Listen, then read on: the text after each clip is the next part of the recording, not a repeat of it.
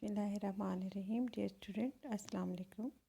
Today we discuss the topic balanced chemical equation from chapter 5 chemical reaction.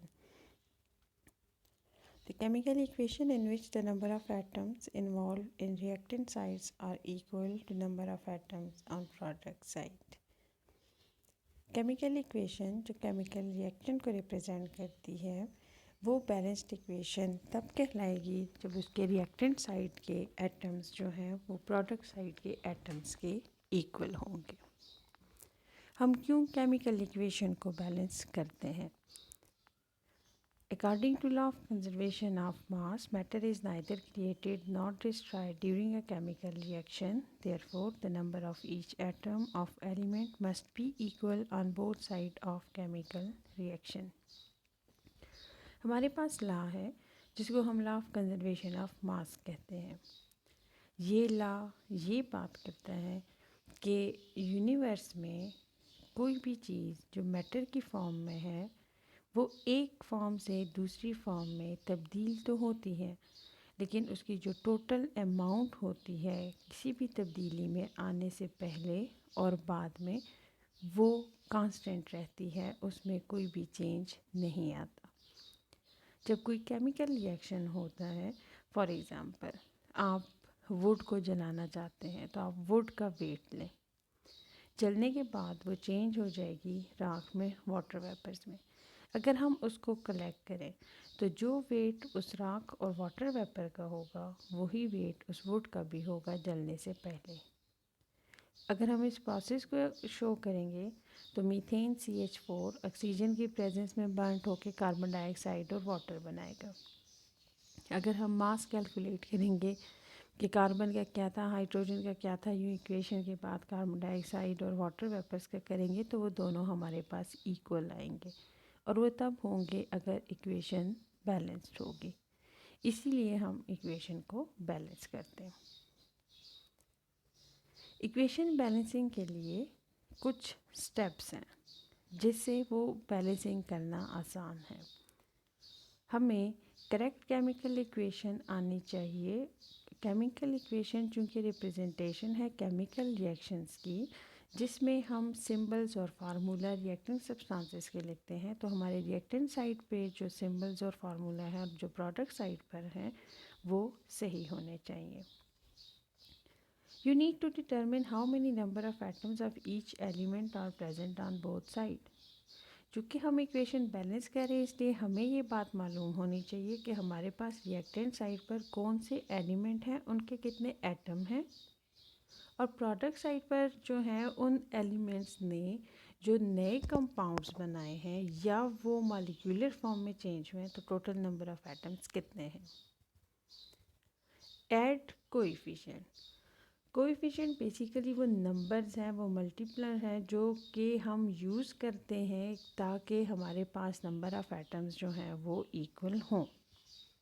For example hydrogen oxygen से react करके water बनाता है। सबसे पहले आप इस इक्वेशन में ये देखें कि कौन से एलिमेंट हैं जो आपस में रिएक्ट कर रहे हैं। हाइड्रोजन है और ऑक्सीजन है, तो प्रोडक्ट में हाइड्रोजन और ऑक्सीजन की ही हमें जो है वो कोई कंपाउंड मिलेगा, इसमें से कोई नया नहीं आएगा। आप देख भी रहे हैं H2O वाटर बना हुआ। अब बैलेंसिंग के लिए बेस्ट ये है कि आप एक टेबल बना लें। वो एलिमेंट्स जो रिएक्शन में हिस्सा ले रहे हैं उनको आप लिखें, वो नंबर उनका एटम का रिएक्टेंट साइड पे कितना है वो लिखें, और जो प्रोडक्ट साइड पे है वो लिखें। रिएक्टेंट साइड जो है वो लेफ़्ट साइड है और प्रोडक्ट साइड जो है वो हमारी राइट साइड है। अब हम बैलेंसिंग शुरू करते हैं। बैलेंसिंग शुरू करने से सबसे पहला रूल ये है, रूल तो नहीं है लेकिन हम अपनी आसानी के लिए हम जो रिएक्टिंग सब्सटेंसेस हैं उनके इर्द गिर्द एक बॉक्स बना लेते हैं। हमने क्यों ये बॉक्स बनाया? हम ये बॉक्स सिर्फ इसलिए बना रहे हैं कि हमारे पास जो रिएक्टेंट सब्सटेंसेस का जो फार्मूला है या वो जो मॉलिक्यूलर फॉर्म है जिसमें वो रिएक्ट कर रहे हैं, हम बैलेंसिंग के दौरान उसको चेंज नहीं कर सकते। फार्मूला भी नहीं चेंज होता और मॉलिक्यूलर फॉर्म भी नहीं चेंज होती, हमने सिर्फ नंबर ऑफ एटम्स को बैलेंस करना है, इसलिए बॉक्स बना दें। अब देखिए, ऑक्सीजन रिएक्टेंट साइड पर 2 है जबकि प्रोडक्ट साइड पर 1 है। अब हमने क्या करना है, ऑक्सीजन को प्रोडक्ट साइड पर भी 2 बनाने के लिए हम वाटर के साथ जो है वो 2 लगा देते हैं। 2 लगाने से ये 2 मल्टीप्लाई हो रहा है इस बॉक्स के दोनों एलिमेंट्स के साथ, हाइड्रोजन के साथ भी और ऑक्सीजन के साथ भी। फर्स्ट स्टेप में हम ऑक्सीजन बैलेंस कर रहे हैं तो इस 2 के साथ ऑक्सीजन हो गए हैं 2, ऑक्सीजन बैलेंस हो गई है। अब हम दोबारा देखेंगे कि ऑक्सीजन बैलेंस हो गई है तो इस इक्वेशन में दूसरा एलिमेंट हमारे पास हाइड्रोजन है, तो क्या वो भी बैलेंस हुआ, चेक करते हैं। तो रिएक्टेंट साइड पर हाइड्रोजन 2 है और प्रोडक्ट साइड पर तो वो 4 है, तो इसका मतलब हुआ ये इक्वेशन बैलेंस नहीं है, ये पार्शली बैलेंस्ड है। अब हमने हाइड्रोजन को बैलेंस करना है। प्रोडक्ट साइड पर 4 है जो कि हमारी राइट साइड है, रिएक्टेंट साइड पर 2 है जो कि हमारी लेफ्ट साइड है। अब हमने इस 2 को 4 बनाना है, सिंपली हम इसको 2 से मल्टीप्लाई कर देंगे, यूँ 4 हो जाएगा। अब आप हर एलिमेंट के नंबर ऑफ एटम्स रिएक्टेंट और प्रोडक्ट साइड पर देखें तो वो इक्वल है। दूसरी example, iron react with oxygen to form iron oxide. Again first step box draw करें। सेकेंड स्टेप, अब देखें कि रिएक्टेंट जो है आयरन 1 है, प्रोडक्ट साइड पे भी 1 है, equation balance according to the iron. अब इस इक्वेशन में number of atoms of oxygen देखते हैं। रिएक्टेंट साइड पर तो 2 है लेकिन प्रोडक्ट साइड पर तो जो है वो 1 है, तो मतलब है कि ये बैलेंस नहीं है, हमने ऑक्सीजन को बैलेंस करना है। प्रोडक्ट साइड पर 1 है तो 1 को 2 बनाने के लिए हम इसको 2 से मल्टीप्लाई कर देते हैं, तो हमारे पास ऑक्सीजन भी 2 हो जाएंगे।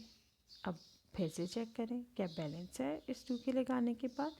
इस 2 के लगाने के बाद हम देख रहे हैं कि हमारे पास जो है वो आयरन 2 हो गए हैं प्रोडक्ट साइड पर, रिएक्टेंट साइड पर 1 है।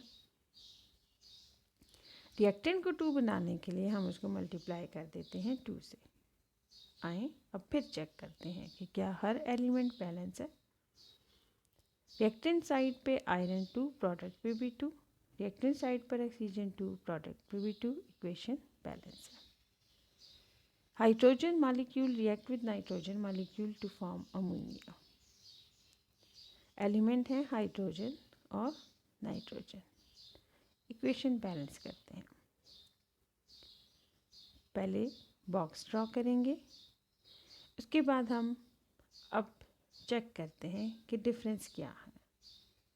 हाइड्रोजन 2 रिएक्टेंट साइड पर है और 3 प्रोडक्ट साइड पर है, अनबैलेंस्ड। नाइट्रोजन रिएक्टेंट साइड पर 2 है और प्रोडक्ट साइड पर 1 है, अगेन ये भी अनबैलेंस्ड।